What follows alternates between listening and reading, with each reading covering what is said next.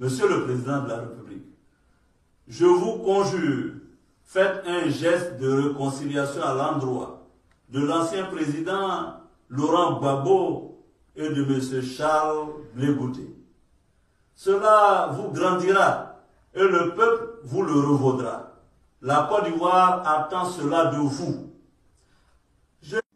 Et cette réconciliation, est-ce que vous pensez qu'elle est possible en l'absence de Laurent Gbagbo, qu'il soit extradé à La Haye ou en tout cas en résidence surveillée comme il est en ce moment? Ses partisans réclament sa libération. Qu'est-ce que vous leur répondez? Je demande aux partisans de M. Laurent Gbagbo, c'est leur droit de demander sa libération, sinon ça paraîtrait comme du lâchage. Mais je leur demande d'être sérieux. On ne peut pas demander la libération de M. Gbagbo quand on sait que ce monsieur est quand même responsable de 3000 morts. J'insiste là-dessus. Ce n'est même pas bon pour la Côte d'Ivoire. Nous voulons la réconciliation, mais il faut que la justice fasse son travail. Et M. Gbagbo, nous le demandons, doit avoir droit à une justice équitable. Donc, nous disons simplement que M. Gbagbo doit répondre devant ses crimes.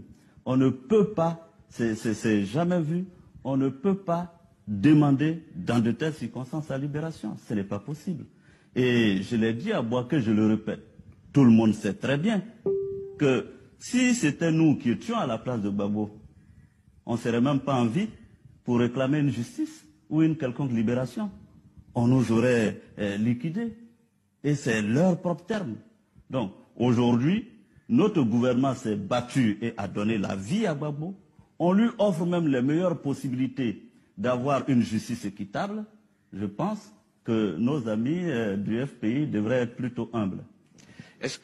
Alors, M. Laurent Gbagbo est tout simplement un assassin, et ça, il faut le dire, et je le répète, c'est pas moi qui le dis, tout le monde l'a constaté sur le terrain, que ces femmes-là qui manifestaient à main nue ont été tuées par les hommes de Laurent Gbagbo qui lui sont encore fidèles. Alors, vous savez, je suis bien aise de dire à M. Toussaint également que du temps du général Guéhi, du général Feu Guéhi Robert, qui a pris le pouvoir à la suite du coup d'État de 99, il disait sur les antennes de la radio, Radio France Internationale, RFI, que M. Guéhi Robert était le chef des rebelles. Aujourd'hui, c'est M. Alassane Ouattara qui est le chef des rebelles. Il se bat contre une injustice, à savoir, effectivement, le hold-up électoral que veut nous imposer Laurent Gbagbo. Alors moi, je dirais, pour finir, hein, en deux mots, que nous savons tous d'où vient la difficulté. Qui, aujourd'hui, traque les populations, qui tue les populations, qui les met en insécurité, tout le monde le sait. Toutes les organisations internationales qui ont un minimum de crédibilité le disent, qui sont ivoiriennes le disent.